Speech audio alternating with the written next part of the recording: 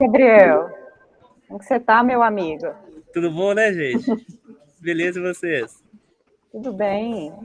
Ó, que bom. Lutando aí, né? Foi mal, mas esbarrei na mesa Lutando com aqui. a técnica. Sim, batalhas aqui com a tecnologia. No... Ó, gente, obrigado aí, viu? Desculpem a leve demora, mas deu tudo certo. Muito obrigado pela presença. Quem vai moderar a mesa vai ser o Bruno Portes? O Bruno Portes, que ele vai se apresentar, falar direitinho, e vai apresentar vocês também. E a gente vai acompanhar vocês por aqui. Desejo uma ótima apresentação, uma ótima discussão. E é isso. Sucesso para vocês e até breve.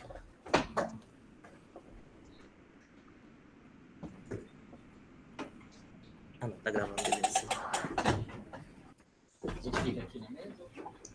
Não precisa.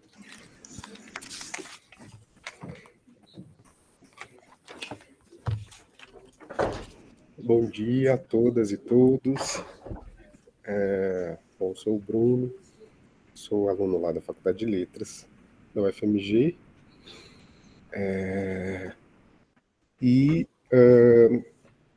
Hoje, essa mesa redonda, né, o tema Estética e Linguagem no Romantismo. E nós temos aí o professor Georg Otte, que é professor titular da UFMG, no Departamento de Letras.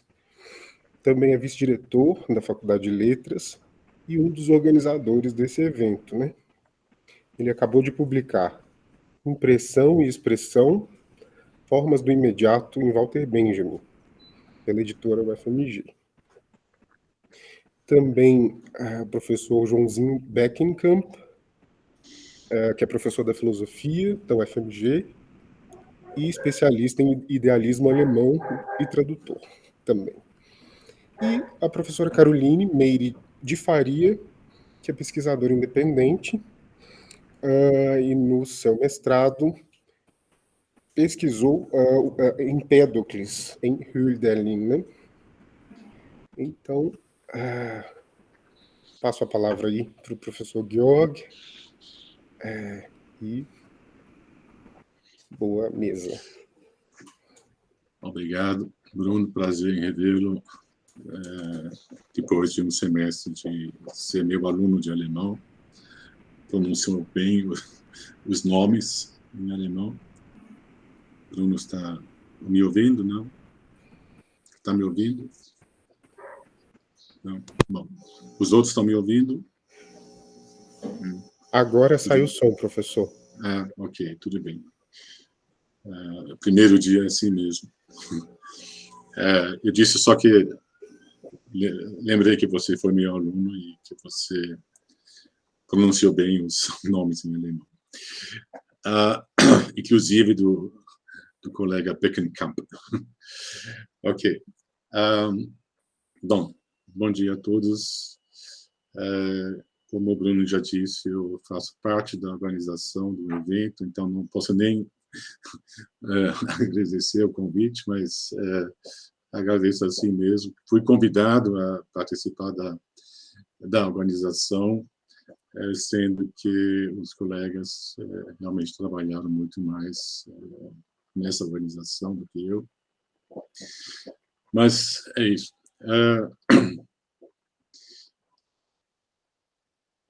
Talvez também agradecer pela iniciativa, né, do evento, que é único no Brasil, né, e acho muito bom ele acontecer mesmo em Ouro Preto, que não deixa de ser também uma cidade romântica, comparável às cidades alemãs de Heidelberg e Viena, e realmente é um ambiente adequado. E lembrando que o romantismo alemão, quer dizer, ele, boa parte ainda está sendo subestimado, um pouco conhecido, inclusive pelo seu caráter revolucionário, tanto na filosofia quanto na literatura.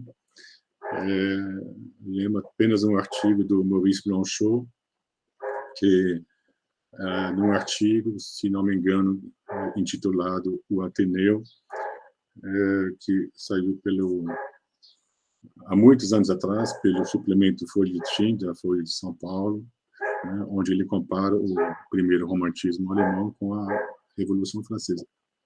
Peço desculpas pelo cachorro que está latindo aqui, mas não tenho como filtrar. Bem, infelizmente não posso estar presente, então, por causa de um caso de Covid aqui em casa, então, ficamos numa mesa online mesmo.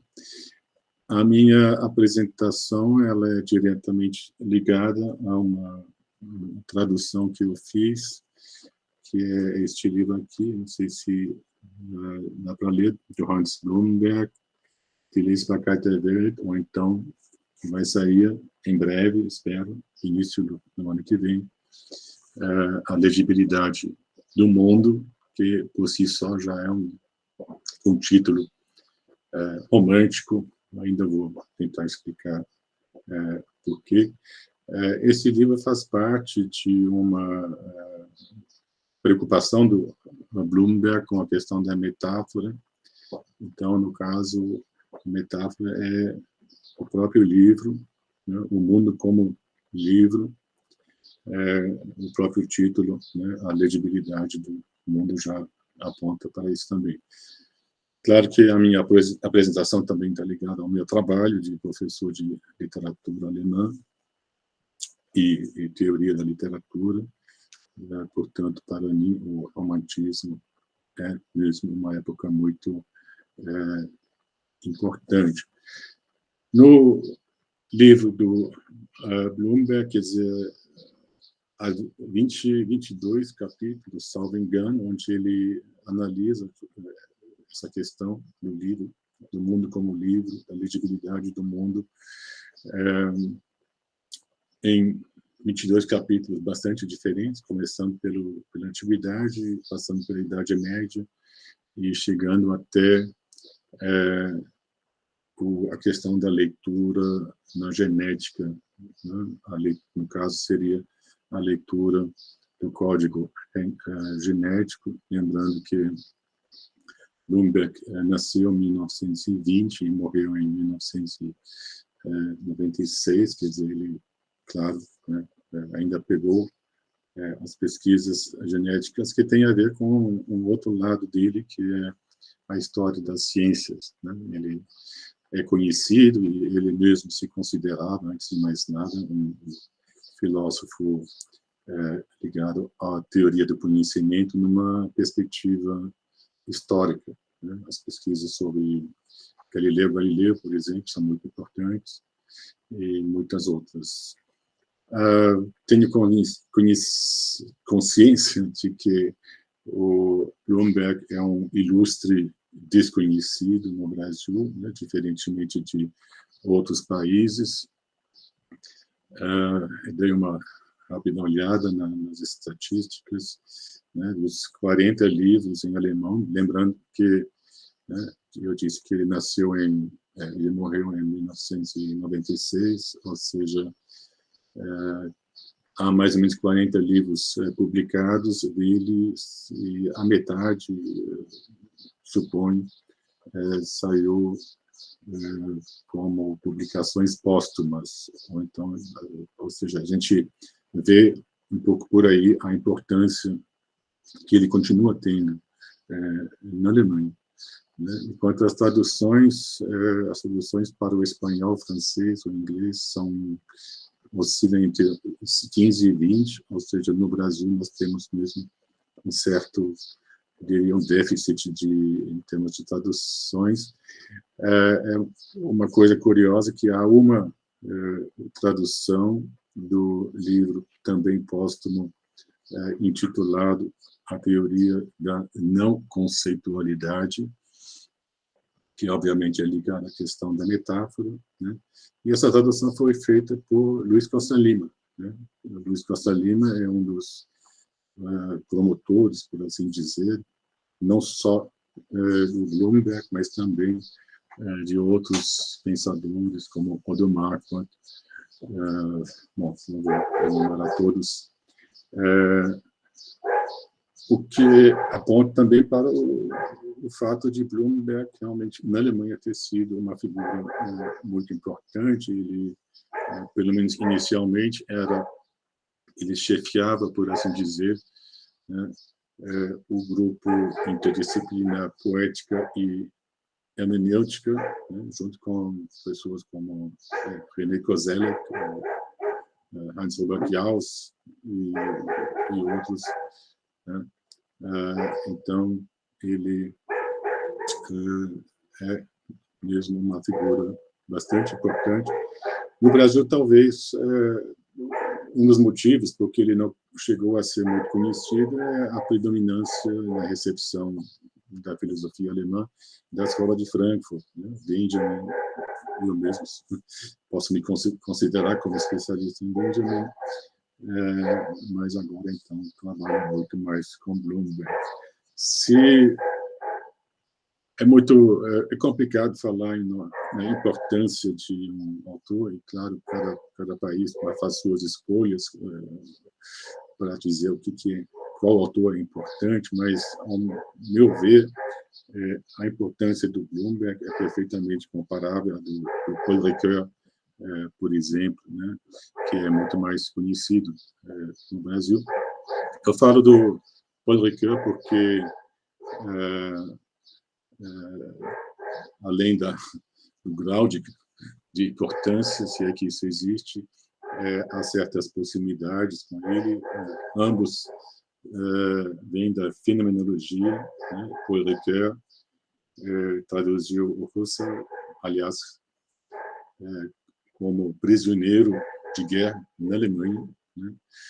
E tem até uma certa afinidade com Bloomberg, que era considerado pelos nazistas como, no jargão nazista, né, como semi-judeu, e teve que se esconder, e foi escondido durante um ano, não sei exatamente, e também aproveitou esse isolamento forçado para ler, principalmente literatura medieval e muitas outras coisas, claro. E ambos têm preocupações em comum, que uma coisa seria a questão do mito, e a outra, mais conhecida, no caso do Ricoeur, é a metáfora, né? Ele publicou em 75 o livro A Metáfora Viva, sendo que Bloomberg, em 1960, e na verdade antes já, mas em 60 sai o livro Paradigmas para uma Metaforologia, né? É um termo que ele inventa e é um termo que ficou, né? Então, quem fala em metaforologia hoje, ele está se remetendo necessariamente a Bloomberg. E tem uma curiosidade, já falei que ele trabalhou no âmbito da história das ciências, né? Depois de 1960, ele para de trabalhar na questão da metáfora e se dedica à história das ciências, apenas para falar de um título, em alemão é Die Legitimität der Neuzeit, que seria algo como a legitimidade da modernidade, né?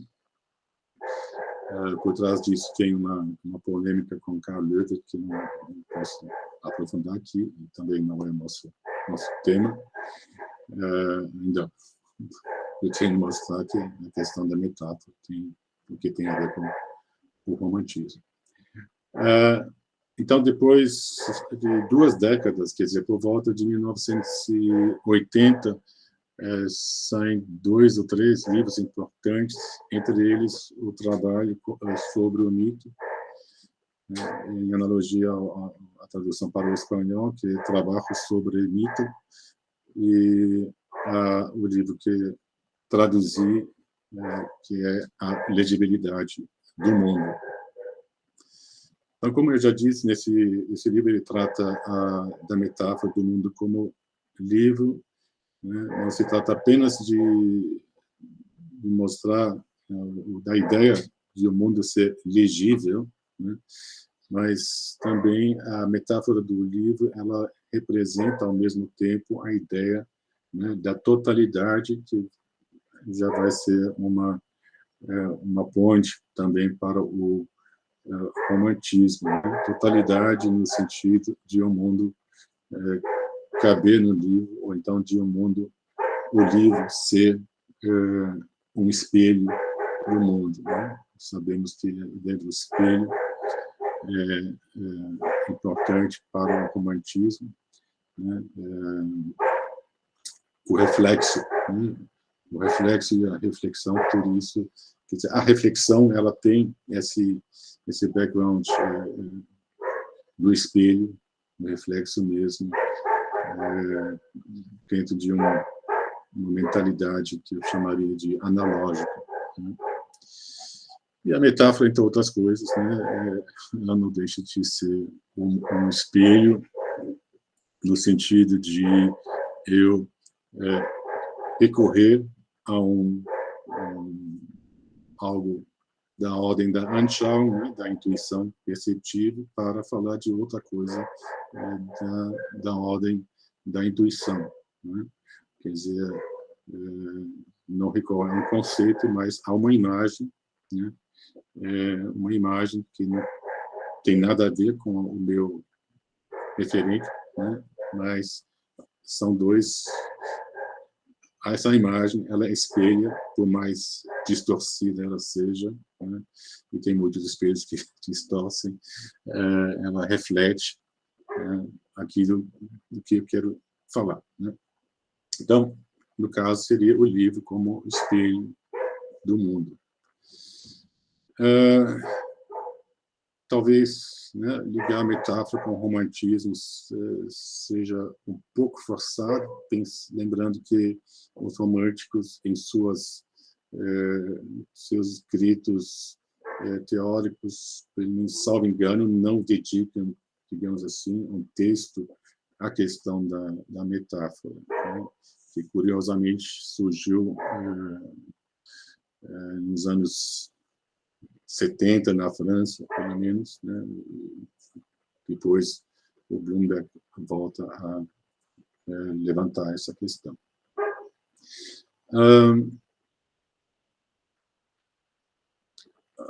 Só um momento aqui. Estou falando aqui do fragmento. Assim, ou seja, só para falar da questão do mito, caso se a metáfora não é assunto, né, o mito não é tanto mais, né? Lembrando o fragmento, né, que foi até hoje não se sabe a autoria, tem muitas discussões em torno da autoria desse fragmento, o mais antigo sistema do idealismo alemão, não se sabe se é de Schelling, Hegel ou Hölderlin, alguém daquele Tübinger Stift, né, daquele seminário de Tübingen, onde os três já se encontravam. Tem, inclusive, para quem se interessa mais por essa questão, um texto do Winfried Benninghaus, da Universidade de Potsdam, que dedica um artigo inteiro à questão da ausência da metáfora e o porquê dessa ausência no romantismo. Bem, o fragmento que eu mencionei, ele trata da mitologia da razão, né? Quer dizer, literalmente fala da mitologia da razão, né? Contrária à razão instrumental, à razão analítica do iluminismo, né? Que segue o preceito cartesiano, né? Não sei se é o primeiro ou o segundo daquelas regras, né? Que o Descartes estabelece no discurso do método, né, onde diz que nós temos que dividir o objeto de análise até chegar aos seus últimos componentes, né? O movimento romântico, né? A mentalidade romântica é de reunir, né? De não dividir, mas de reunir, inclusive os escombros, né, deixados pelo racionalismo, né, e reunir esses escombros, estou chamando isso assim, né, mas eu acho que estou bem acompanhado, inclusive lembrando o Schiller, né, as cartas sobre a educação estética, onde ele fala chama o intelectual de bárbaro, né, que é responsável por de todo a fragmentação, não só das pesquisas, mas da própria sociedade, através de suas especializações e tudo mais, né?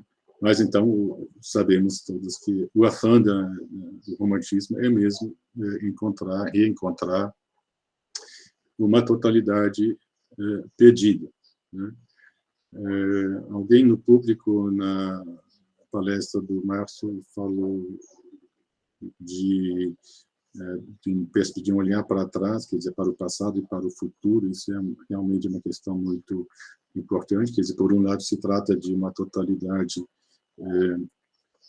perdida, ou seja, tem esse olhar para o passado. Por outro lado, né, a ideia do próprio fragmento é de reencontrar, quer dizer, de encontrar no futuro essa totalidade, né? É bom lembrar que o fragmento é sempre fragmento de alguma coisa, de um todo, né? E que por trás dele não tem a ideia da simples fragmentação, mas justamente desse desejo de totalidade que se encontra na metáfora do livro, né? Segundo o Bloomberg. Volta um pouco ao Bloomberg, questão da metaforologia, né, por volta de 1960. Essas ideias do Bloomberg surgiram no contexto do projeto de Joachim Ritter em torno do dicionário histórico da filosofia, traduzindo, né? Historisches Wörterbuch der Philosophie. Parece que o Bloomberg inicialmente foi chamado como colaborador, mas queria justamente que também entrassem nas metáforas, e com isso surgiu aí, não sei até onde dá para chamar-se de uma briga, mas uma polêmica de que, né, o Ritter se recusou, né, a abrir o dicionário também para as metáforas. E talvez com uma certa razão, né, esse dicionário só foi concluído recentemente, salvo engano, depois de 40 anos, né, se chegou à última letra Z para fechar o projeto.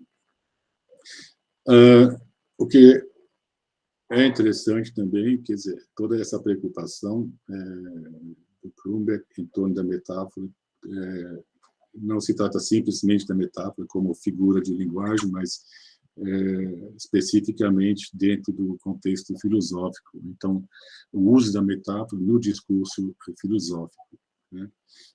Tem aí, apenas para lembrar, que tem um texto do Jacques Derrida, intitulado A Mitologia Branca, né, onde o Derrida, 15 anos depois, trata da mesma questão. E ainda tem uma polêmica entre Derrida e Paul Ricoeur, né, em torno da questão da metáfora, para quem se interessar pela questão. E uma coisa importante, e aí estou chegando, tem 10 minutos ainda, lentamente, a questão do romantismo. Tanto Bloomberg quanto Derrida analisam a questão da metáfora em oposição ao conceito, né? Estou vendo que meu tempo está ficando curto, mas acho que tem um consenso né, do aspecto nivelador do conceito, que a gente encontra em Nietzsche, né? Como é que é? A mentira, não me deu um branco aqui. No texto Verdade e Mentira, no sentido extra-moral, onde, né, dá o exemplo da folha, quer dizer, não existe uma folha, na realidade, que fosse igual ao conceito que nós temos, né? Lembro Agamben, né? A comunidade que vem, ele fala da árvore, dá um exemplo da árvore, né? que é, né, o que nós chamamos de árvore, e seus traços semânticos mínimos, né, de tronco, raiz, galhos, isso não existe assim na realidade, e quando falo disso nas minhas aulas, eu sempre brinco que para chegar ao conceito nós temos que podar essa árvore, para podar muito, né, para chegar ao conceito. Bom,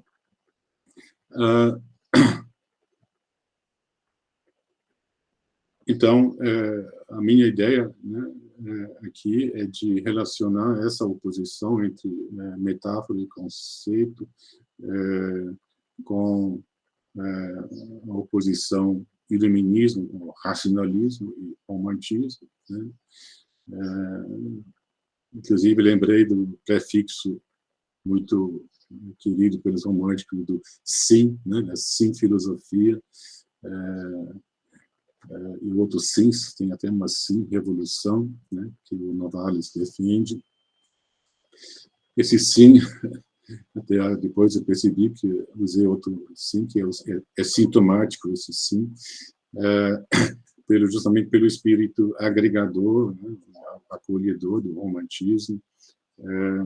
Eu não tenho a referência concreta aqui, mas eu me lembro de uma leitura do Manfred Frank, né, um grande especialista em romantismo, que constrói essa diferença justamente em cima da questão da separação e da divisão, por um lado, e da junção, né, do sim romântico por outro, né?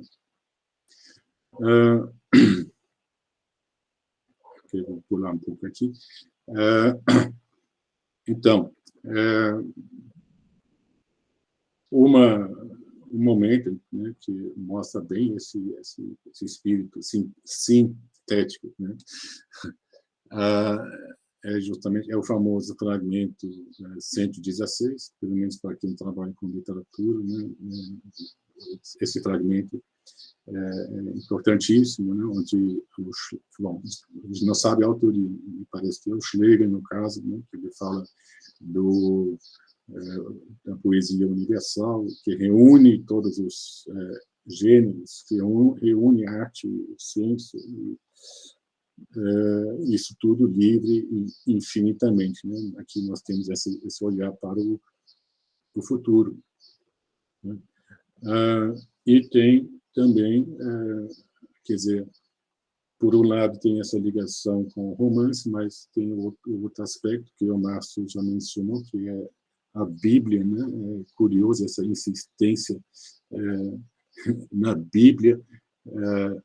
Parece que o Novalis parece uma pessoa muito religiosa, mas o Márcio deixou bem claro que Bíblia é muito mais do que isso, né? É a realização de uma forma que nós somos Bíblia e tudo mais, e não é por acaso que Bíblias, né, não significa nada mais que livro. Assim nós voltamos, né, ao Bloomberg, à legibilidade do mundo e a metáfora, né, do livro, né?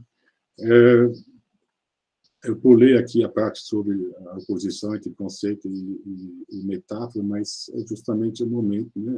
A metáfora, o conceito, ele poda, né? Ele corta, ele divide, sendo que a metáfora ela cria uma relação complementar, né? É uma diferença básica, né? Que é importante também para o nosso contexto, né? Ok. O Bloomberg inicia seu capítulo sobre Novalis, é sobre o romantismo, mas ele se concentra e cita Novalis, né? Falando inclusive de uma metáfora muito em uso anteriormente, né? E, salvo engano, em Kant principalmente, mas também em outros pensadores, que é a construção, né, da epistemologia em cima da metáfora do tribunal, né? Tem a própria palavra que nós temos até hoje, né? Lembrei agora, né? A investigação, ela é conhecida no contexto policial, né? O detetive ele investiga, mas também o pesquisador investiga, né? Então, nós temos essa herança até hoje. E, bom, parece que tem até alguém, talvez vocês possam me ajudar, né, que fala em tortura. Nós temos que torturar o objeto do conhecimento para ele falar, fazer ele falar. Por isso, então, nós não temos no romantismo, muito pelo contrário, né? O Novalis ele fala de uma relação praticamente amorosa, né? Em relação à natureza, ao mundo e tudo mais. Fala do amante, né? Vou pular coisas aqui.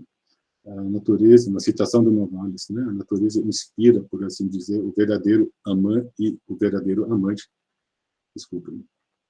A natureza inspira, por assim dizer, o verdadeiro amante e se revela por ele de forma tanto mais perfeita, né? Então, o sujeito, né? Se é que a oposição sujeito e objeto ainda faz sentido, ela é marcada por essa relação amorosa, né?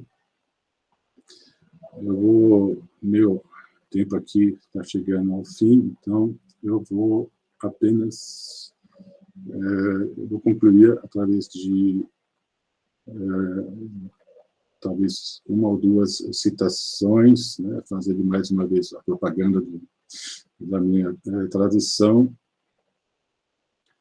Só chegar aqui. Agora não estou achando. Só um momento.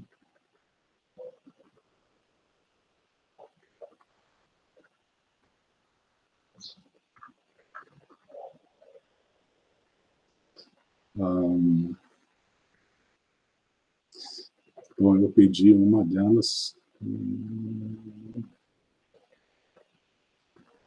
Vou ler a outra, então, que é interessante, porque aqui o Novalis ele retoma a ideia da fisionomia, né, em alemão Physiognomik, que vem do Lafat, né, amigo de Goethe, que fez estudos, né, sobre a leitura, né, que aparece a ideia da legibilidade, novamente, a leitura de uma pessoa, né, a partir do rosto.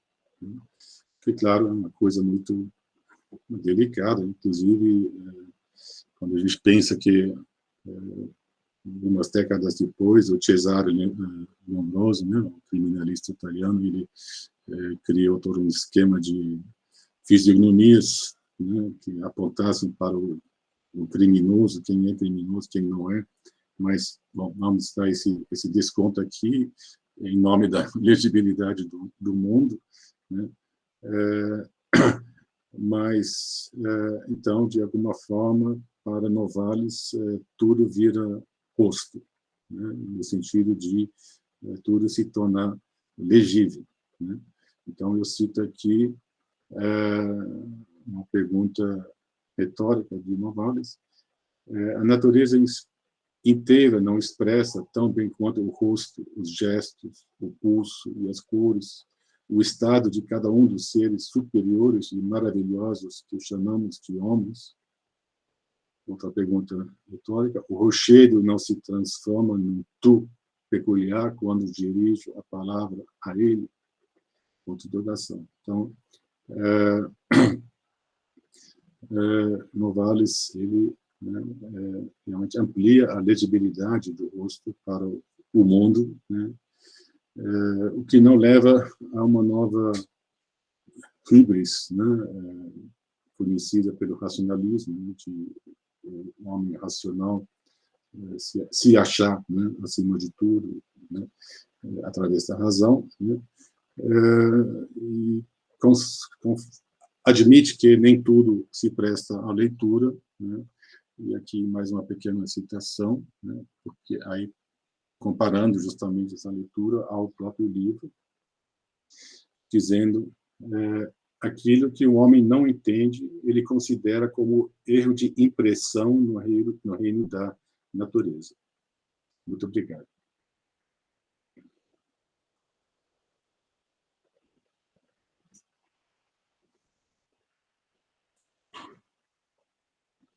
Bruno? Obrigado, professor Georg. Como a organização aqui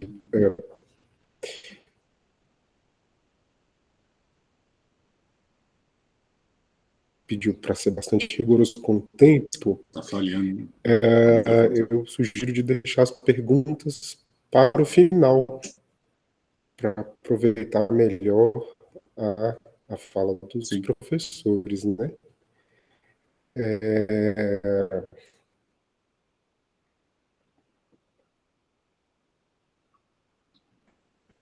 E eu esqueci de dizer também que o professor Georg iria falar sobre Hans Blumenberg, Novalis e a legibilidade do mundo.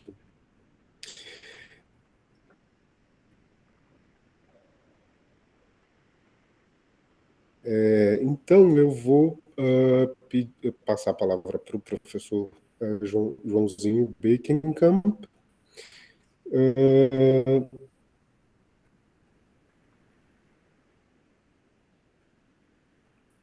Inclusive, eu pergunto se os professores querem que eu sinalize o tempo ou não.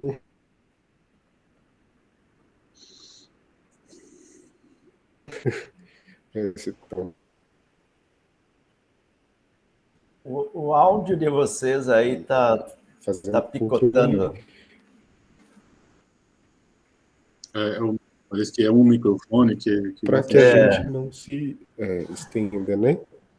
Então, o professor Joãozinho Bekenkamp vai falar sobre Friedrich Schlegel e o lance inaugural da estética romântica. Favor, vocês deveriam dar uma olhada no microfone, que ele está picotando totalmente o áudio ali do Gabriel, né? Aparentemente vocês estão tá em ordem. Sim. Olha, eu gostaria de agradecer vocês estão vendo a oportunidade. Sim. O vídeo está falhando muito, mas é do microfone. Teve outro microfone melhor. Está travando o áudio e o vídeo, aparentemente, também. Mas, enfim, eu posso ir, então, para... Acho que pode. Eu gostaria de agradecer aqui a oportunidade de retomar um tema que eu pesquisei uma certa fase do meu trabalho, que eu faço uma coisa que no Brasil não é muito aceito por muita gente, que é ampliar um pouco o leque das pesquisas, né? Então, a gente acaba, às vezes, ao longo de anos, assim, fazendo outras coisas que dentro da trajetória global faz muito sentido, mas que acaba levando a gente a se afastar um pouco de certos temas, né?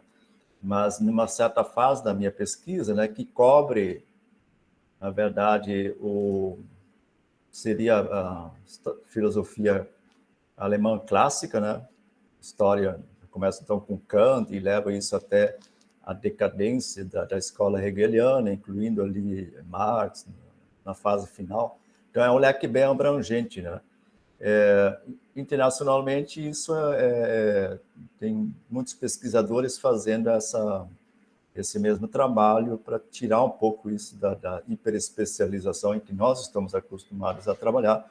Por exemplo, no meu campo de origem, que é Kant, né? Tem gente que só lê Kant, ou gente que só lê Crítica da Razão Pura. E eu rompi um pouco com isso, né? E aí acabo trabalhando mais temas, né? E isso que eu vou apresentar aqui é resultado de uma pesquisa que eu fiz em uma certa época, em que eu me perguntava o momento mesmo em que se constitui ali o lance inaugural para o que seria a estética romântica, né? A ruptura com o classicismo e o que viria, então, ao longo do século XIX, se desenvolver, de fato, como uma nova visão do que é a arte, né?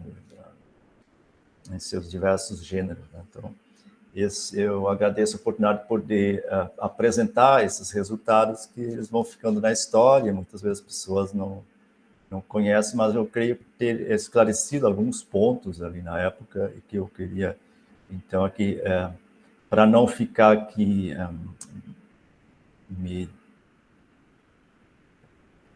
distraindo muito, né, eu preparei o texto, né, eu vou ler rapidamente, creio que dentro do tempo vai dar para fazer isso.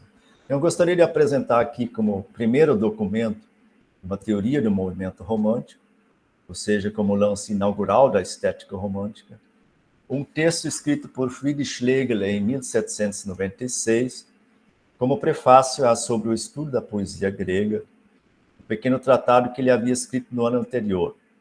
Como é bem conhecido, a primeira fase do movimento romântico, em muitos aspectos embrionária e experimental, foi o que se costuma chamar de primeiro romantismo alemão, Deutsche Frühromantik, uma explosão de ideias inovadoras que se deu na segunda metade da década de 1790. Nesse contexto, o pequeno texto de Schlegel registra o primeiro e decisivo passo no sentido de uma estética e de uma concepção de história românticas.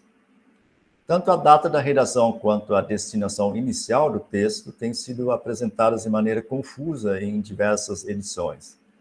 Ambas podem, entretanto, ser estabelecidas seguramente com base em duas cartas de Friedrich Schlegel ao irmão, Anton Wilhelm Schlegel. Em 27 de fevereiro de 1796, Friedrich Schlegel escreve ao irmão: este primeiro tratado, que se trataria então sobre o estudo da poesia grega, será impresso também separadamente com um prefácio próprio. Friedrich Schlegel fala aqui de uma impressão em separado, a qual, aliás, não saiu, porque já fora acertado com o editor Michaelis a inclusão do tratado no primeiro volume, seria o único a sair, de Os Gregos e Romanos, ensaios históricos e críticos sobre a antiguidade clássica, o qual acabou saindo, entretanto, apenas no início de 1797. Nessa edição de 1797, o texto acabou colocado como prefácio a Os Gregos e Romanos, o que foi corrigido pelo próprio Schlegel na edição de suas obras completas, em 1823, na qual o texto é recolocado como prefácio ao tratado sobre o estudo da poesia grega. A segunda carta mencionada, além de indicar que o texto já fora concluído, confirma ainda o propósito de sua redação. Diz o Schlegel: escrevi um longo prefácio ao estudo, no qual falei do trabalho do Tratado de Schiller. Tendo em vista essas indicações, trata-se aqui o texto como o prefácio ao Tratado sobre o estudo da poesia grega e não como o prefácio de Os Gregos e Romanos. A elucidação do contexto em que surgiu esse texto permite descortinar toda uma esfera de relações, cuja compreensão adequada é, sem dúvida, determinante do enquadramento correto dos movimentos culturais que agitam as mentes cultas na Alemanha do fim do século XVIII. Um esquema histórico mais antigo, vigente na historiografia alemã até o início do século XX, contrapunha fortemente o classicismo de Weimar, de Schiller e Goethe, ao primeiro romantismo alemão, dos irmãos Schlegel, de Novalis e outros, no intuito, naturalmente, de construir um mito de um período clássico da cultura alemã. Perdiam-se com isso, entretanto, a noção das afinidades existentes entre os dois movimentos e, particularmente, no tocante ao texto aqui apresentado, a continuidade entre os desenvolvimentos estéticos de Schiller e os de Friedrich Schlegel. Em seu tratado sobre o estudo da poesia grega, redigido em 1795, Schlegel tenta conciliar dois princípios antagônicos. O primeiro, recebido da estética classicista, tem a arte dos antigos como um ideal insuperável e a ser em cada caso buscado. O segundo, característica da compreensão histórica do esclarecimento setecentista, concebe a arte no contexto geral da perfectibilidade do homem. Comparado com o ideal antigo, agora particularmente grego, os elementos que possibilitam o aperfeiçoamento progressivo parecem sempre constituir deficiências, debatendo-se Schlegel inicialmente com a dificuldade de legitimar esses elementos em contraposição à objetividade ideal dos gregos. Ainda no texto de 1795, Schlegel apresenta uma caracterização da arte moderna em traços essencialmente negativos, obtidos no confronto com a arte dos antigos. Nos antigos, tudo tenderia para a beleza, plasmada por eles em formas objetivas que apresentam a totalidade e a perfeição da natureza. Em contraposição, os modernos parecem antes preocupados com outros princípios, não revelando muita afinidade com o belo jogo livre das aparências. Cito Schlegel: mas o fim desses artistas não é a verdade e a moralidade tantas vezes, ou até mais vezes do que a beleza. Quase em toda parte encontrareis pressuposto simplesmente, oposto expressamente qualquer outro princípio como objetivo supremo e lei primeira da arte, como medida última do valor de suas obras, apenas não o belo. Esse é tão pouco o princípio dominante da poesia moderna, que muitas de suas obras mais excelentes são, obviamente, apresentações do feio. Isto Schlegel. Não sendo, obviamente, a beleza o princípio que anima a arte moderna, pergunte-se ulteriormente se a arte moderna se norteia por algum princípio, ou se ela é um mero agregado caótico de que não resulta nada de positivo.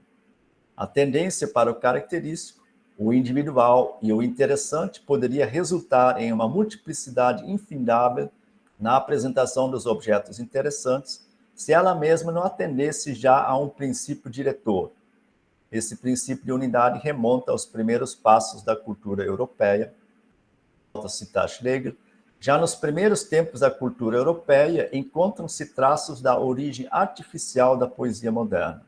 A força, o conteúdo eram certamente dados pela natureza, mas o princípio diretor da cultura estética não era o impulso, e sim certos conceitos dirigentes. Na antiguidade tardia, esses traços de artificialidade ainda não dão o tom da poesia em geral, mas sua presença indica já uma intenção, a referência a um conceito, cuja determinação pode facilmente ser dada, apontando para o contexto em que se forma originariamente a poesia moderna. Volto a citar Schlegel: o germe da cultura artificial já existia há muito tempo. Em uma religião universal artificial, na própria miséria indizível que resultou finalmente da degeneração necessária da cultura natural, nas muitas habilidades, invenções e conhecimentos que não se perderam. Além do mais, o espírito moderno tinha tanto que fazer com as necessidades indispensáveis da religião e da política, que apenas tardiamente pôde pensar no luxo do belo. Isto Schlegel. Após o colapso da cultura antiga, o espírito das nações está ocupado em se estruturar religiosa e politicamente, existindo, portanto, sempre um interesse envolvido no tratamento de qualquer objeto, mesmo no tratamento artístico. A arte daí proveniente nunca é inteiramente desinteressada, não devendo, por conseguinte, ser definida em função da beleza, cujo conceito kantiano de livre jogo desinteressado é aqui pressuposto. A referência a uma conceituação religiosa, moral e política é constitutiva da poesia moderna, tal como Schlegel a entende.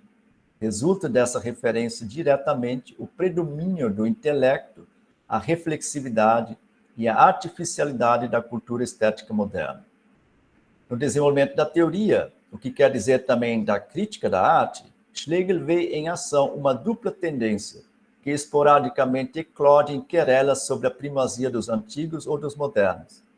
Na primeira, expressa-se a necessidade de manter um ponto de referência objetivo para a produção artística, enquanto na outra ganha espaço precisamente o gosto moderno, que, segundo Schlegel, ainda em 1795, se manifestaria como praxis errada e como regra da barbárie. Se nos antigos a objetividade é alcançada em suas melhores obras, para os modernos ela constitui tão somente uma aspiração, um impulso para alcançá-la em um progresso infinito, portanto, um ideal. A imitação dos antigos tem sua origem nessa aspiração à objetividade de que a arte grega dá o exemplo. Explicar-se-ia, assim, a secular insistência em retornar a e imitar os antigos. Volto a citar Schlegel, pois o instinto teorizante esperava satisfazer particularmente aqui sua aspiração a encontrar a objetividade buscada. O entendimento infantil erige o exemplo singular em regra universal, nobilita a proveniência e sanciona o preconceito. A autoridade dos antigos é a primeira lei fundamental na constituição do dogmatismo estético mais antigo. Isto Schlegel.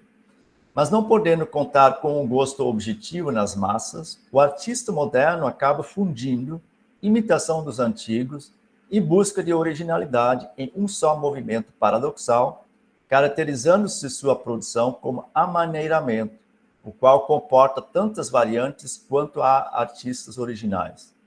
No maneirismo característico dos modernos, são experimentadas todas as dissoluções e combinações imagináveis, no intuito, naturalmente, de apresentar determinados conceitos. Nesse sentido, o feio e o grotesco muitas vezes são mais úteis do que o belo, o qual acaba sendo usado na apresentação de conhecimento, diz Schlegel, propriamente apenas como meio para seu fim filosófico determinado. A maneira moderna não se caracteriza, portanto, pelo jogo livre sem fim determinado e pelo desinteresse, constitutivos da objetividade da bela arte dos antigos, mas se deixa bem mais definir pelo caráter interessado de suas produções, destinadas a fornecer apresentações ideais de certos conhecimentos. No texto de 1795, a arte moderna é colocada no horizonte histórico mais amplo, no qual a beleza dos antigos mantém sua dignidade de ideal. Volto a citar Schlegel, o excesso do individual leva, portanto, por si mesmo ao objetivo. O interessante é a preparação do belo, e o fim último da poesia moderna não pode ser outro que não o belo supremo, o máximo de perfeição estética objetiva.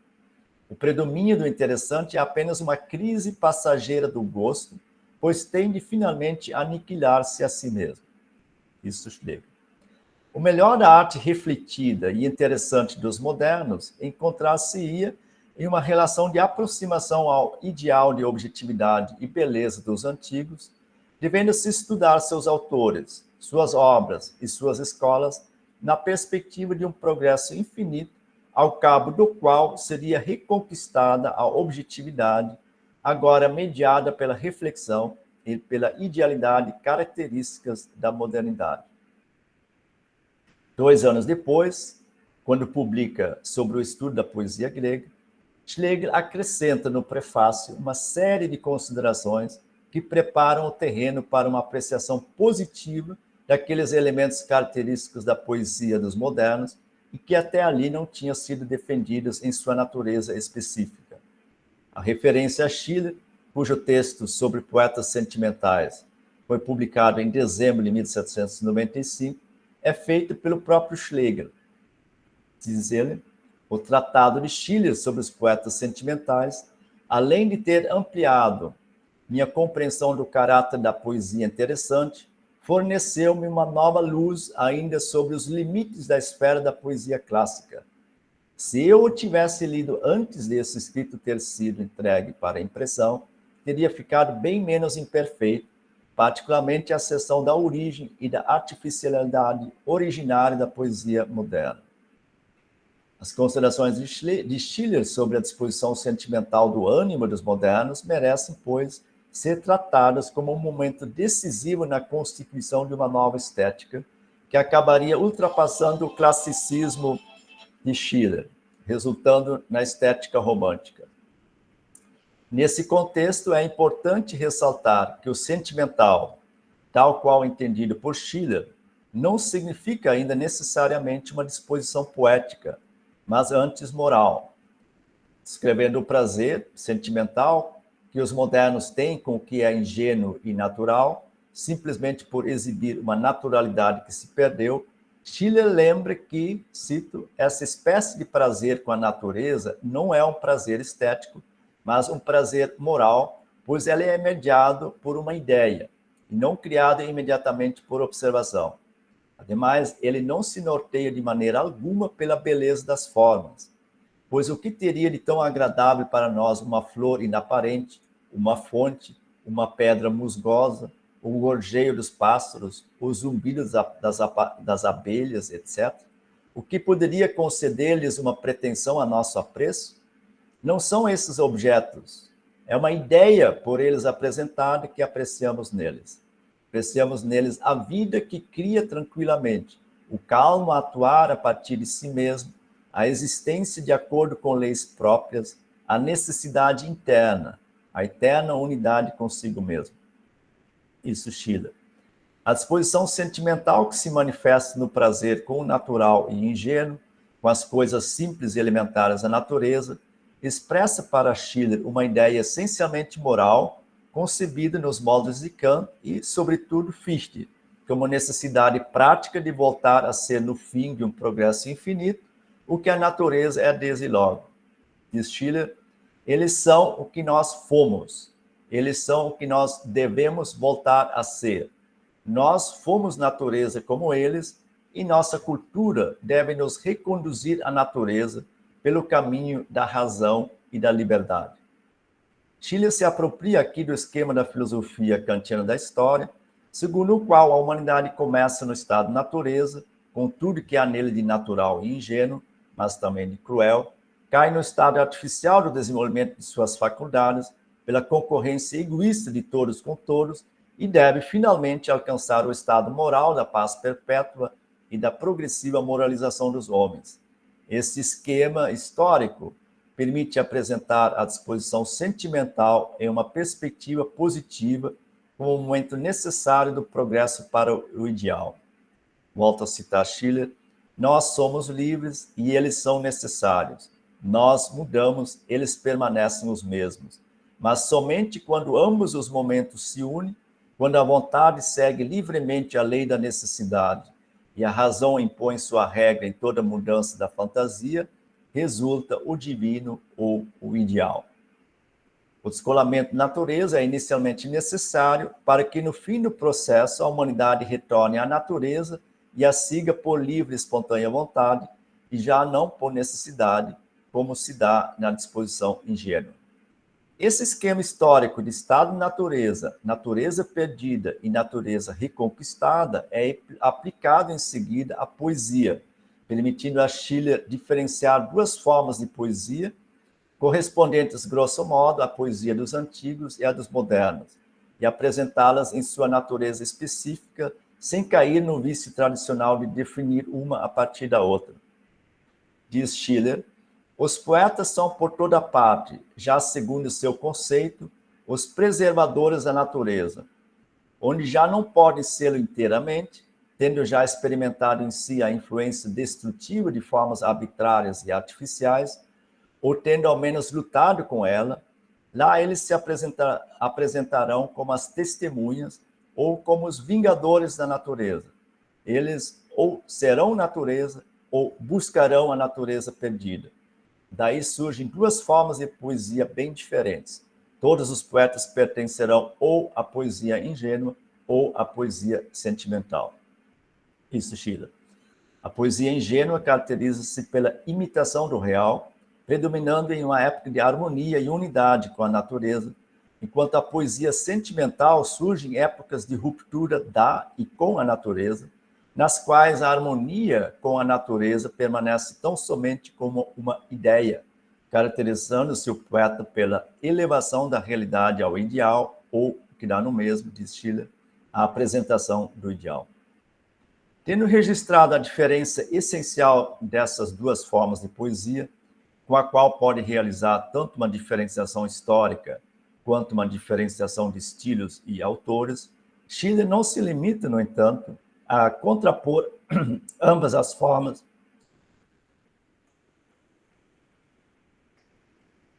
Desculpe, só um momento.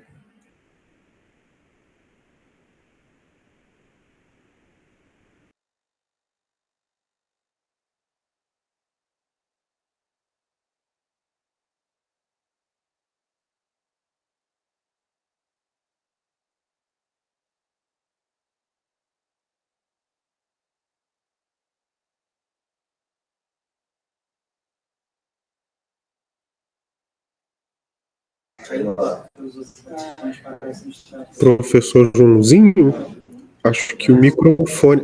voltou. Professor, desculpe, tinha caído o vídeo e o áudio.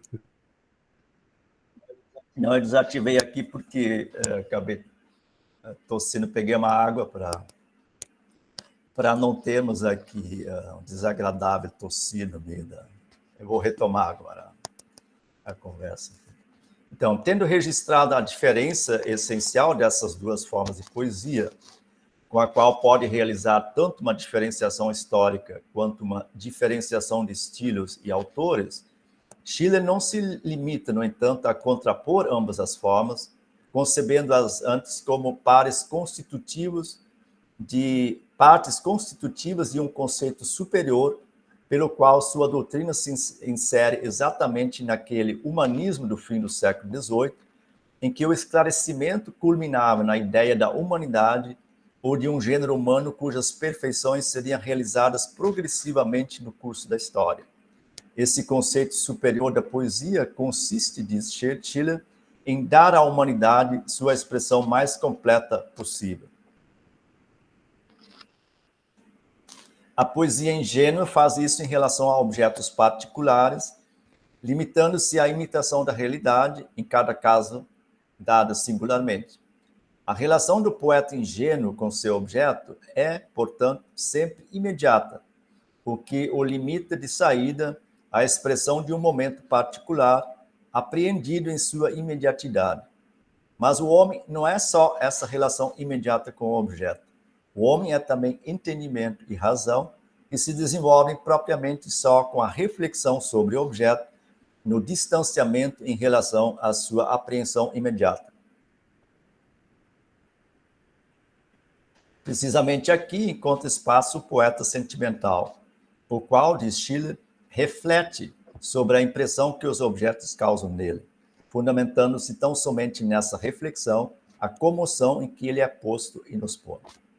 O distanciamento e a abstração da singularidade do objeto, possibilitados pela reflexão, tende a aparecer como deficiências ou imperfeições ao apreciador ou crítico que tenha por modelo a poesia ingênua, natural e objetiva, particularmente dos antigos. Tenderá, por conseguinte, a depreciar a poesia dos modernos por ignorar seu princípio específico. Entretanto, uma vez que se reconhece a necessidade da reflexão para a mais completa expressão da ideia da humanidade, será possível conceder um mérito próprio à poesia sentimental e reflexiva dos modernos. A tensão e complexidade dessa poesia não resulta necessariamente de uma incapacidade de seguir as regras da objetividade do modelo clássico, mas tem sua origem antes no conflito dos princípios que a animam. Diz Schiller, o objeto é aqui referido a uma ideia, e sua força poética reside apenas nessa referência. Por isso, o poeta sentimental sempre tem de lidar com duas representações e sentimentos conflitantes, com a realidade como limite e com sua ideia como infinito, e o sentimento misto que ele provoca sempre revelará esta dupla fonte. Contribuindo para dar expressão à ideia eminentemente moral de uma humanidade envolvida em um processo infinito de aperfeiçoamento, o poeta sentimental bem merece um tratamento mais favorável. Com base nessa apreciação favorável da disposição sentimental, e em particular da poesia sentimental, Schiller quer que essa última passe a ser tratada, diz ele, como um gênero autêntico, não meramente como uma degeneração, e como uma extensão da verdadeira arte poética, exigindo que se a leve em consideração, diz ele, na determinação dos gêneros poéticos, bem como, em geral, em toda a legislação poética, que continua sendo baseada unilateralmente na observação dos poetas antigos e ingênuos. Com o conceito de sentimental, desenvolvido por Schiller também para legitimar sua própria prática poética e dramatúrgica, aqueles traços caracteristicamente atribuídos às produções artísticas modernas, saber o refletido, o artificial, o analítico, o fragmentário, Em suma, aquilo que Schlegel considerava ainda em 1795 meramente interessante, adquire repentinamente um significado positivo. A poesia dos modernos não se distingue da dos antigos como a imitação perfeita do original perfeito, mas por um princípio poético diferente, por uma outra intenção, ou talvez mais precisamente, por ter simplesmente uma intenção, um conceito, como diz Schlegel. A poesia sentimental dos modernos não se caracteriza por uma deficiência em relação à poesia ingênua dos antigos, mas pelo acréscimo de um elemento que é estranho aos antigos, o momento da reflexão sobre um ideal, como diria Schiller. Cito: a poesia sentimental se diferencia da ingênua por referir o estado real no qual, para essa última, há ideias e aplicar ideias à realidade. Ela sempre tem de lidar, portanto, ao mesmo tempo com dois objetos conflitantes, a saber, com o ideal e com a experiência. Sem abrir mão inteiramente de seu esquema inicial, Schlegel se vê motivado, no entanto, a ensaiar uma dedução do conceito de interessante, com o qual caracteriza a arte dos modernos. Ainda que tenha um valor apenas provisório, uma validade provisória, o interessante pode ser deduzido, quer dizer, justificado esteticamente, desde que fique claro que a exigência estética de objetividade e beleza só pode ser plenamente satisfeita por um aperfeiçoamento infinito. Nesta via do aperfeiçoamento progressivo sem fim, cada momento se caracterizará como interessante, não sendo de esperar a objetividade a não ser no fim de um progresso infinito. Uma vez deduzido como esteticamente permitido, o meramente interessante passa a adotar uma posição teórica proeminente, permitindo articular toda a história da arte e da poesia posterior à decadência da cultura grega. Inicialmente concebido para caracterizar a arte dos modernos pelo que ela tem de deficiente, se comparada com a arte dos antigos, o conceito do interessante acaba constituindo o primeiro elemento na reavaliação do valor da arte e poesia modernas, que levará Schlegel, nos fragmentos críticos, publicados primeiro na revista Lyceum der Schönen Künste, editada por Reichert ainda em 1797, e depois na revista Atheneum, editada por ele mesmo a partir de 1798, a romper com o classicismo de Weimar, particularmente com Schiller, e a desenvolver as bases teóricas para o que virá a ser o romantismo. No famoso fragmento 116 da Atheneum, publicado em 1798, Schlegel resume os fundamentos teóricos de sua nova concepção estética. Cito: a poesia romântica... A poesia romântica é uma poesia universal progressiva. Sua determinação não é apenas voltar a reunir todos os gêneros separados da poesia e colocar a poesia em contato com a filosofia e a retórica. Ela quer e deve também, ora misturar, ora fundir poesia e prosa, genialidade e crítica, poesia artificial e poesia natural, tornar a poesia viva e sociável e a vida e a sociedade poéticas. O objetivo da poesia romântica é dar expressão à totalidade ou universalidade da natureza e particularmente da natureza humana. Dificilmente se poderia ainda comprimir esta universalidade na forma de um ideal, como era implicado pela estética schilleriana. A concepção estética desenvolvida por Schlegel é antes continuação da concepção organicista de Herder, que via na multiplicidade dos povos e culturas a expressão da totalidade das potencialidades do gênero humano. Visto na perspectiva de uma universalidade que se realiza e expressa em um processo de progressão infinita, o meramente interessante no domínio da arte constitui propriamente o elemento em que se verifica a progressão poética. Se o universal se expressa progressivamente em obras que, tomadas isoladamente, são sempre apenas parciais, então a parcialidade ou o caráter fragmentário de cada obra é um momento constitutivo da poesia universal romântica. E é precisamente por expressar algo daquele universal, ainda que apenas fragmentariamente, que uma obra ou um autor se tornam interessantes. Essa legitimação ou dedução do interessante pode ser considerada o ato fundador da estética romântica e anticlassicista, cuja preocupação já não é competir com certos ideais clássicos, mas antes dar expressão à totalidade da experiência humana, fundindo o poético e o prosaico, a inspiração e a crítica, o natural e o artificial. Se a arte clássica prima por apresentar a harmonia e o equilíbrio, sacrificando para tanto as antinomias e contradições, a arte romântica proposta por Schlegel deve se esforçar precisamente para dar expressão aos contrários e aos extremos, procurando sintetizá-los em uma poesia total e universal.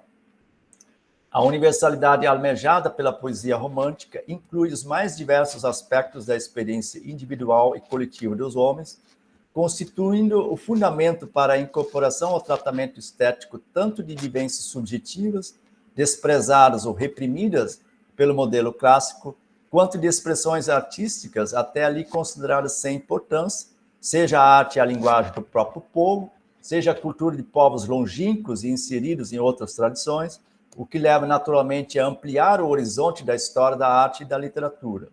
A poesia romântica definida por Schlegel é uma poesia universal, porque, cito, abrange simplesmente tudo o que é poético, desde o maior sistema da arte, que contém em si outros tantos sistemas, até o suspiro, o beijo que a criança poética exala em um canto sem artifício. Professor, desculpe, só para informar, pedir o senhor para concluir, por favor. Eu tenho só mais uns minutinhos. Para que isso seja possível, pressupõe-se o sentido bem romântico do característico e do individual, parecendo por vezes que o poeta ou o crítico se perde inteiramente na consideração de seu objeto. A poesia romântica, diz Schlegel, pode perder-se de tal maneira no apresentado que se poderia acreditar que seu e tudo é caracterizar indivíduos poéticos. Então, somente ela pode tornar-se, como a epopeia, um espelho de todo o mundo circunstante, uma imagem de sua época. Como essa atenção ao objeto é, contudo, apenas uma parte da esfera total da experiência humana, deve ela ser complementada pelo movimento contrário de distanciamento, introduzindo seu espírito pela reflexão. Cito, e, entretanto, ainda não existe nenhuma forma que se prestasse tanto para expressar completamente o espírito do autor. E ela também pode, sobremaneira, pairar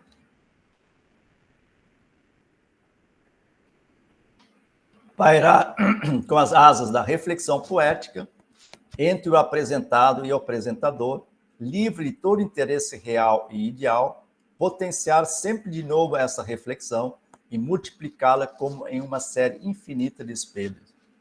Associando a atenção ao característico e reflexão sobre o ideal e o real, a poesia romântica se abre para uma infinidade de formas artísticas, tanto da própria cultura quanto de culturas estranhas, incluindo o que se tende a considerar degenerações da arte.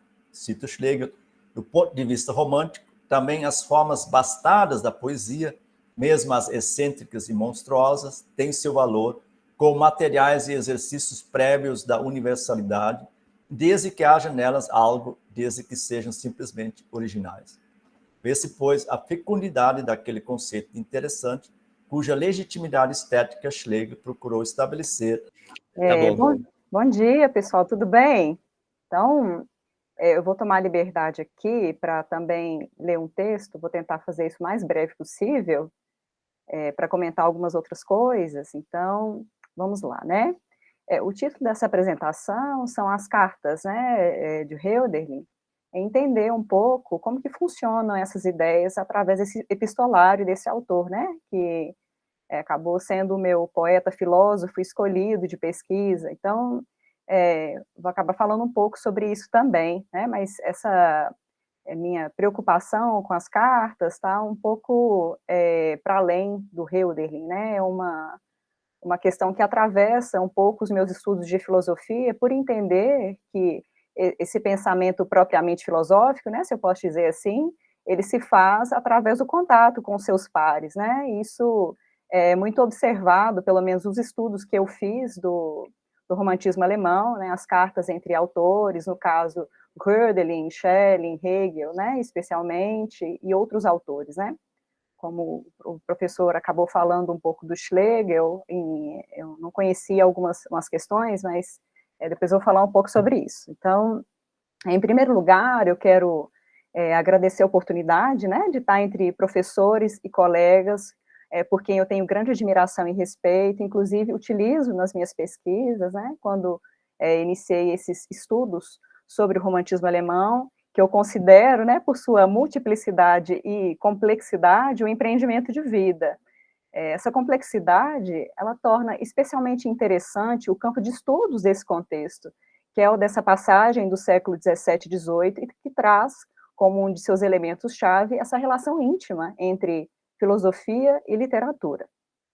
Essa relação fica clara já da breve leitura que fazemos de alguns autores deste período, que repetidamente usam, né, exemplos da filosofia enquanto escritores, ou da literatura, especialmente das tragédias, enquanto filósofos. O caso de Hölderlin não foi exclusivo deste tipo de empreendimento, né? Contudo, em minha opinião, seu estilo foi peculiar dentre os autores do período, por ter transitado entre áreas sem se prender a nenhuma delas, e, ao mesmo tempo, por ter proposto mudanças em seus termos, né, como no caso das suas traduções dos textos clássicos. Essa relação entre filosofia e literatura é ainda seminal na história de ambas, sobretudo porque estamos aqui tratando de áreas que operam diretamente com a linguagem, mobilizando essas estruturas diversas de cada uma. Nesse sentido, ele chama atenção para algo que Walter Benjamin aponta em seu prefácio da obra Origem do Drama Barroco Alemão, que é um aprofundamento dessas discussões, né, que já notamos entre filosofia e linguagem, que é das seguintes perguntas, né? Como estruturar, através das palavras, aquilo que é da natureza tal qual o pensamento, o que também pode ser formulado do seguinte modo, né? Que tipo de linguagem se tornaria mais apropriada para a preservação desse pensamento, de uma maneira real, se eu posso assim dizer?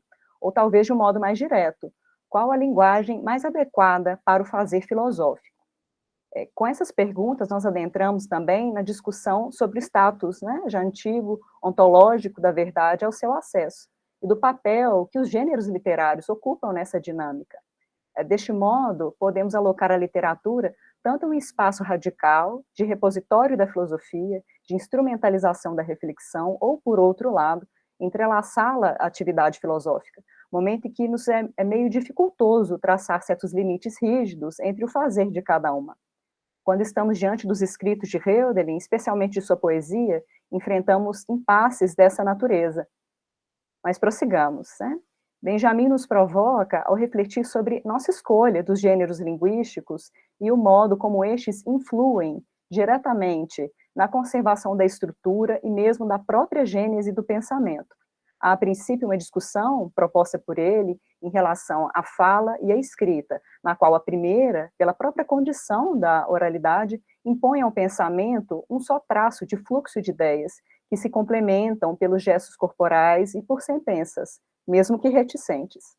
A escrita, por sua vez, nos exige, por certo, prestar atenção às próprias pausas do pensamento e na ordem dessas sentenças, que ora se abandona, ora se retoma e ora se retoma outra vez. A escrita faz sentido como conjunto e vista em um todo ordenado, muitas vezes. Esse tipo de proposição, que eu coloco até agora, deságua naquilo que nós, como pesquisadores, também enfrentamos diariamente, que é estar em contato com a forma e o estilo próprios para a nossa escrita filosófica, e de uma metodologia que abrigue melhor o pensamento. Afinal, cabem algumas reflexões, né, até este momento. Poderíamos elencar, então, assim, gêneros literários que melhor comportem a linguagem do pensamento? Poderíamos dizer que há certa preferência por algumas formas, estruturas filosóficas, os sistemas, os tratados, as teses e ensaios? Há escolhas conscientes e reflexões necessárias o porquê dessas preferências?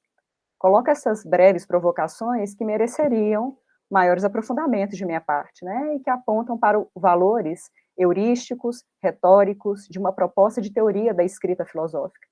Essas são palavras de Jean-Marie Ganevin, né, mas também nos revela outro ponto igualmente importante, que é a provocação de nós, enquanto estudiosos de filosofia, de certa fixação de algumas estruturas de linguagem como necessariamente filosóficas e outras não, como no caso da poesia.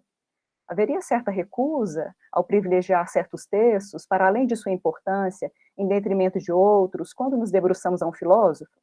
Essa foi uma questão intensamente vivida por Hölderlin, nota especialmente os vários modos, né, com que escreveu e traduziu. Agora, eu passo a minha própria experiência enquanto pesquisadora deste poeta, bem considerado por mim um filósofo no sentido mais rigoroso deste termo. Eu estou falando muito rápido, pessoal? Tá ok? Então vamos lá. Hölderlin, ao escrever seus poemas e seus escritos sobre a própria linguagem, criou uma filosofia.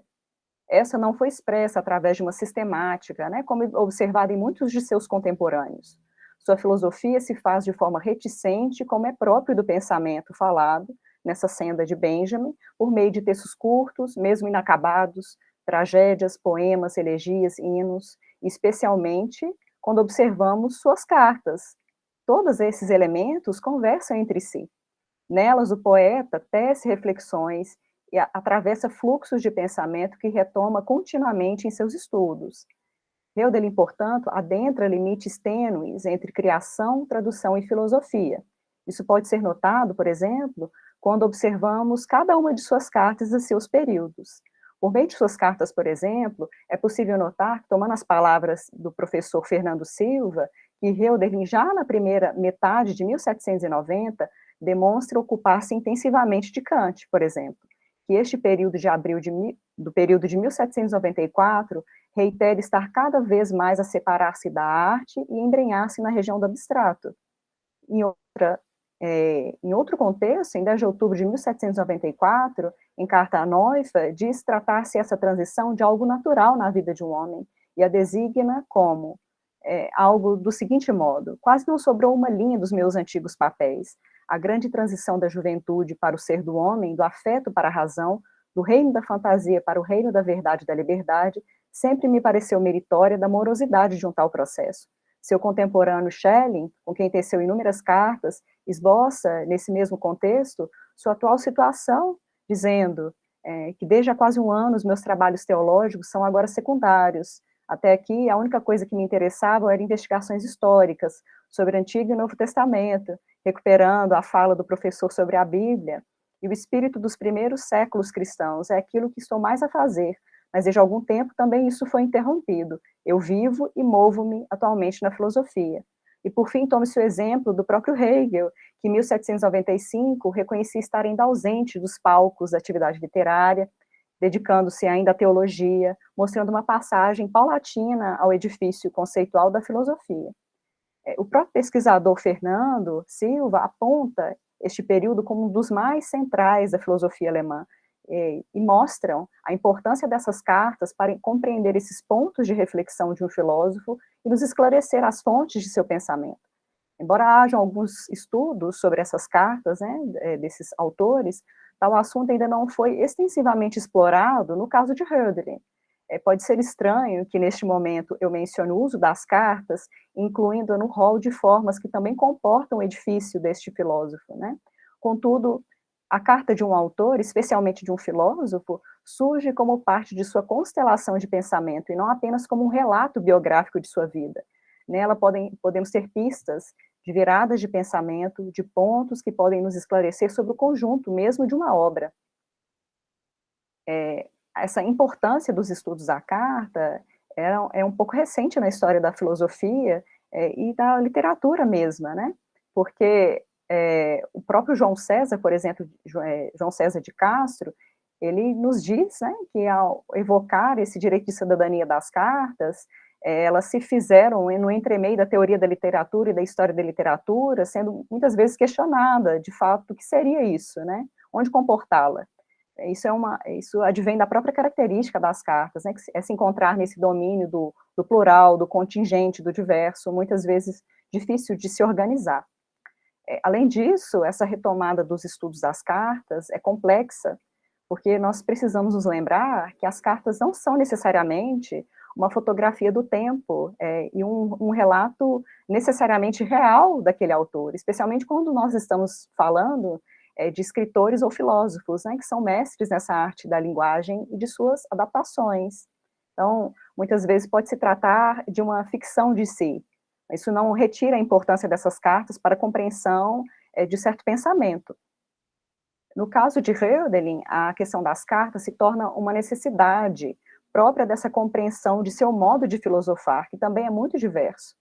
Aqui, nesse sentido, eu faço uma divisão em 3 blocos daquilo que eu considero importante dessa leitura de cartas, né, que seriam as cartas reunidas no período anterior a 1797, de 1793, né, na tentativa do filósofo compreender um pouco a filosofia de sua época, quando surgem algumas reflexões, especialmente nas cartas 65, 88, 94, 97 e 121 da Samliche Werke, quando ele vai tratar questões sobre o universal, singular, sobre temas da natureza e as antinomias do infinito e da transformação de outros temas.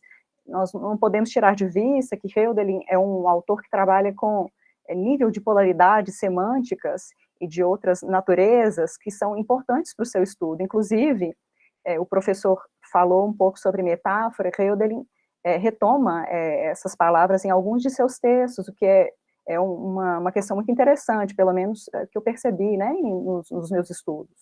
Um outro bloco de cartas deste autor, eu gostaria de ler, mas acredito que, em razão do tempo, não será possível, né, falar dessas significativas mudanças entre carta e texto, desse aparelhamento coordenado entre uma coisa e outra, que vai acontecendo, né, nesses textos, ideias que são retomadas em textos e cartas, né, com pessoas diversas, tanto com seu irmão, sua mãe, mesmo com Schiller, ou Schelling, por exemplo, Hegel, são muitas discussões e uma continuidade de pensamentos que vão surgindo no contexto dessas cartas, né.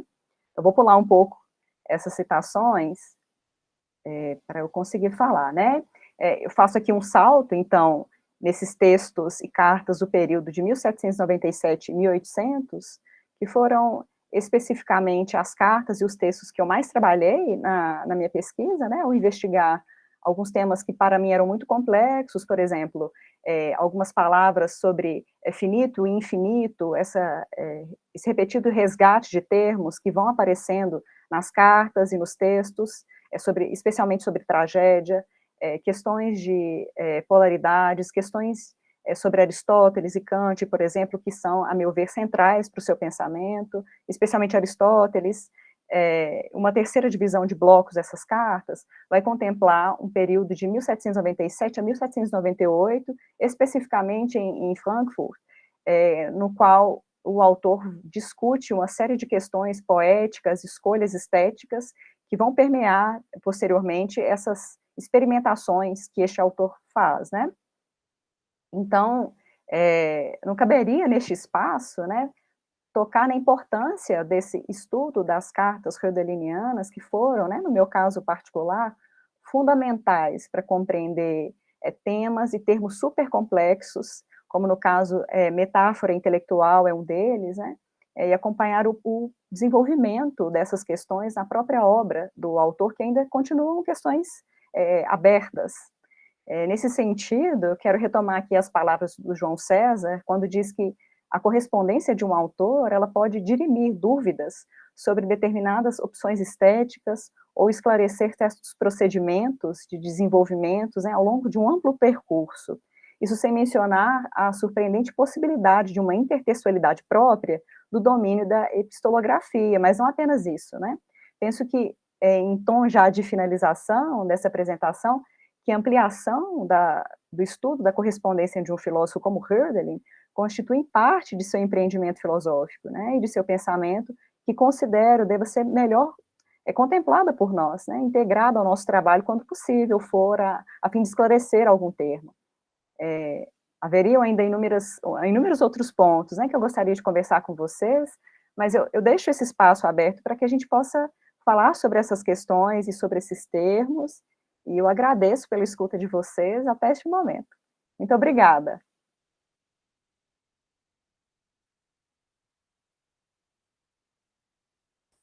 Muito bem. Obrigado, Carolina. Apresentação pelo conteúdo. O Antônio Orlando levantou a mão. Você quer vir para cá? Se você falar daqui, dá para ouvir? Eles conseguem ouvir? Acho que não, mas eu posso repetir sua pergunta, Tá bom, talvez. Tem uma pergunta para a Carol. Bom, queria agradecer todas as conferências, muito instigantes e ricas, mas, sobretudo, colocar essa pergunta para a Carolina, porque no romantismo você tem também a carta como modelo teórico, né? O Schiller escreveu as cartas, né, sobre educação, o Hölderlin tinha a proposta também de escrever as cartas sobre a Ilíada, que ele deixou apenas em alguns poucos fragmentos. Então, esse uso da forma carta, a divulgação, expressão e divulgação do pensamento especulativo, teórico, se ela vê, como ela entende isso, e se ela vê isso como algo específico do romantismo em relação às outras épocas, porque parece que né? Se ela vê isso como uma extensão das cartas, ou se tem algo além que o romantismo trouxe para o debate sobre o modo de exprimir a teoria, né? A filosófica e poética. Eu vou exprimir aqui para vocês, e se eu tiver errado alguma coisa, você completa. Tudo bem, Carolina, Antônio Orlando, né, que foi seu orientador, te deu parabéns pela apresentação e falou que, como você abordou muitas cartas, ele alude ali a questão de como que epístolas, né, remetem já desde o pensamento antigo, elas têm uma importância teórica, mas que elas ganham uma importância teórica, uma proeminência na época do romantismo. Ele queria saber se o romantismo ele as tem como documento histórico teórico, ou se ele vai um pouco além, se ele expande se ele traz algo novo nas cartas como um recurso teórico, mesmo especulativo.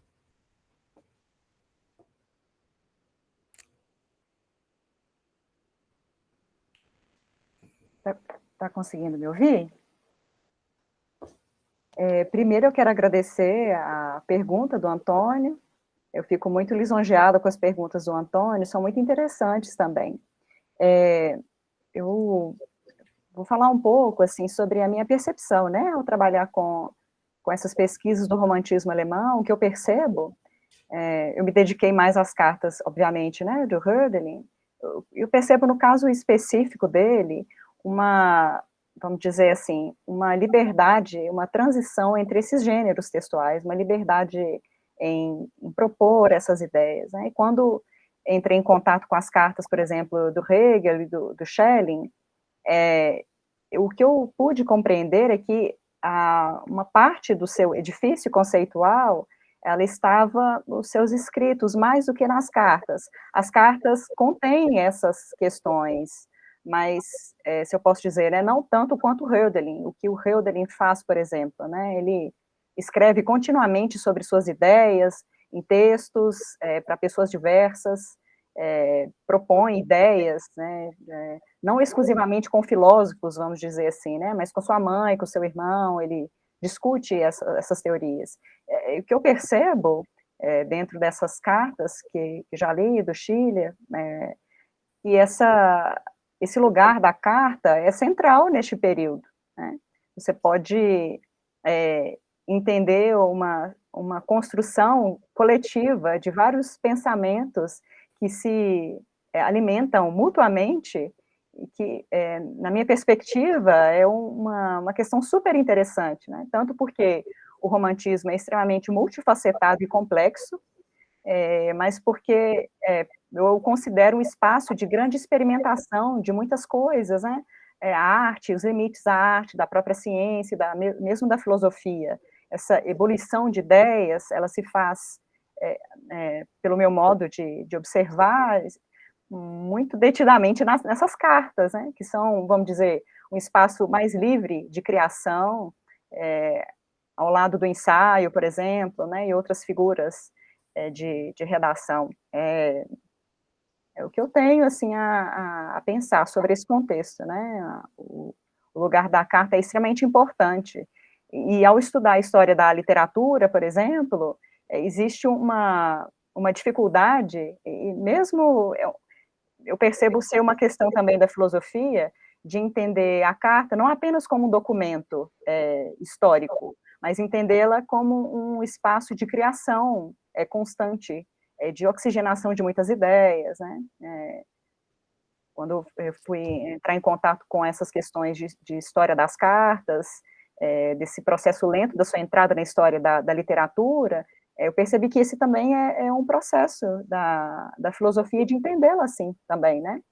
Muitas vezes podemos recusar questões de cartas por entendê-las como pessoais, mas como eu estou dizendo, né, não necessariamente elas são tão livres e pessoais assim, muitas vezes é uma ficção ali do autor sobre si, e sobre imagens e temas que ele quer que nós compreendamos de uma certa maneira, então existe uma modulação de linguagem ali também, nesse espaço, né, então são essas questões que me vêm à mente com essa questão do que o Antônio me propôs. Muito bem. Bacana, obrigado.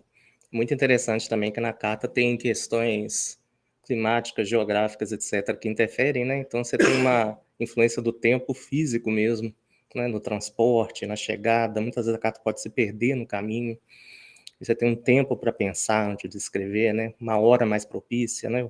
O Novalis mesmo escrevia muito de noite, se eu não me engano, Freud também. Então tudo isso é muito rico mesmo, muito fascinante. O colega tinha uma pergunta. Qual é o seu nome? Me desculpa.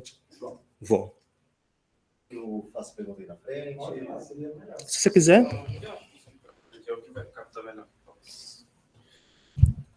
O colega é igual. Só falar aqui com o capítulo. Beleza. Bom, eu queria fazer uma pergunta para quem se sentiu contemplado, saiu especialmente da apresentação da Carolina, mas creio que o Gog também poderia responder, assim como o Joãozinho. Você mencionou em determinado momento, e várias vezes, eu diria, uma leitura que você faz do prefácio A Origem do Drama Trágico, do Benjamin. E especialmente essa dimensão do exercício da forma que ele menciona ali, né? E nesse prefácio, uma coisa que vem me chamando bastante atenção ultimamente, relendo ele, é como no momento em que o Benjamin menciona o exercício dessa Darstellung, ele vai remeter ela ao artista, né? Que seria a filosofia recuperaria no artista esse fazer expositivo, né? Esse fazer da apresentação. Eu, pensando nisso, por um lado me perguntei, né? Me pergunto o quanto que essa questão, em geral, e aí fazendo uma digressão mesmo, ela se deve a certas colocações que se deram no âmbito estético, certos debates, especialmente ao escrito do Schiller sobre o espírito e a letra, né, na filosofia. Não é exatamente bem esse o título, não me vem agora, exatamente, que foi publicado nas Horas, né, e que deu do Fichte, no caso, que deu um debate com o Schiller, tremendo, né, porque justamente como que esse espírito e a letra deveria ser pensado na arte também, que lugar ele ali teria. Mas, por outro lado, né, saindo dessa digressão, esse lugar do artista que ele dá para Darstellung, como que ele ali elabora ao mesmo tempo, né, uma filosofia da arte, né?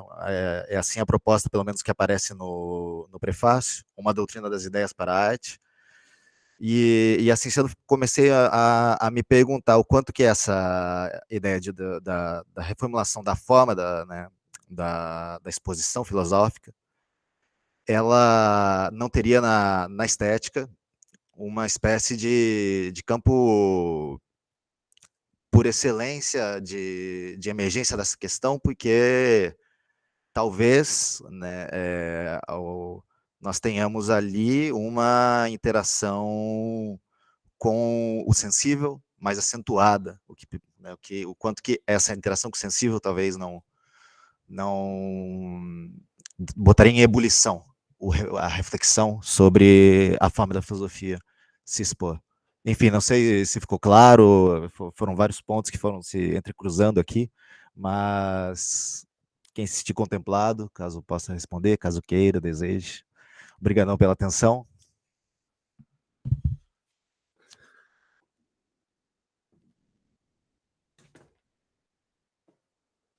Professor Georg, o senhor gostaria de responder? Sim, quer dizer, eu acho que nós dois podemos responder, né? Acho que ele fez a pergunta para a mesa, por assim dizer. Primeiro, isso é uma coisa que eu já ia comentar com você, Carolina. Você citou o Benjamin, você citou, inclusive, o prefácio, né, de origem do Dona Barroco alemão, então realmente é muito pertinente. E durante a preparação da minha apresentação, eu percebi como o Benjamin é romântico, quer dizer, não só um especialista no romantismo. O Bruno amanhã vai falar sobre o que era a tese de doutorado do Benjamin sobre o romantismo, mas essa questão é o Mário Sérgio, né, que falou agora, fez a pergunta, da Darstellung, eu descobri, né, também na minha preparação no ensaio do Winfried Menninghaus. Essa questão da Darstellung, ela já aparece em Novalis, salvo engano. Mas ele faz uma comparação entre o termo Darstellung em Kant e depois em Novalis, quer dizer, tudo indica que até esse ponto crucial do prefácio de Benjamin, né, que coloca isso como a primeira frase, dizendo que decisivo, sei lá, não vou citar literalmente, mas o que é mais importante no discurso filosófico também é a questão da Darstellung, né, e que em Novalis, se não me engano, o Menninghaus ele dá o termo em latim, né, exhibitio, né, lembra em inglês exhibition, ou então, como foi falado, a exposição. Quer dizer, a exposição pela escrita, ela é realmente um momento central, porque ela faz a ponte entre o ato artístico, não só a exposição como que nós conhecemos, mas de expor mesmo, de mostrar, tem várias traduções possíveis, né, mas que faz parte do que a Hannah Arendt, na biografia do Benjamin, chama de... ela chamou o Benjamin de pensador poético, né, quer dizer, o pensamento passa pela linguagem, ele está na linguagem, inclusive passa pela metáfora, né. Então, quer dizer, por enquanto só isso, né. Depois eu posso passar essa parte do Menninghaus, né, que aliás é um especialista na filosofia da linguagem do Benjamin.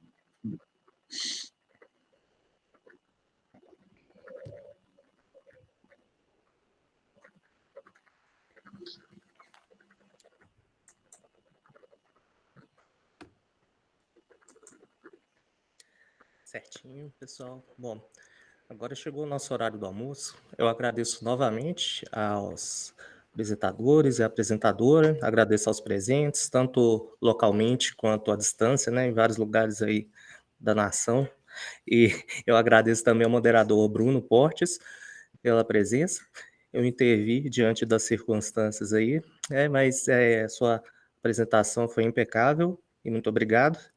E voltamos às duas aqui no Google Meet novamente com uma mesa sobre Friedrich Schelling, né, o Frederico Schelling. E nós voltamos então, depois, mais tarde, outras coisas, em mesas redondas sobre idealismo e romantismo, e finalmente uma apresentação artística essas duas atividades que eu mencionei, depois de Schelling, são no YouTube. Então, só revisando, mesa redonda de Schelling, desculpa, comunicações sobre Schelling no Google Meet, mesa redonda e apresentação artística no YouTube. Até mais tarde, muito obrigado, viu? Tudo de bom. E parabéns pelas apresentações. Obrigada, professor. Obrigada, Gabriel, pela organização. Muito obrigada, pessoal. Beleza, certinho. Ana Rosa, você tem uma pergunta? Não, ela só falou que deixou a não, cara, parece que ela levantou a mão. Mas agora já saiu. A pergunta tímida, né? Arrependeu da pergunta e foi embora. Tchau, tchau, gente. Tchau.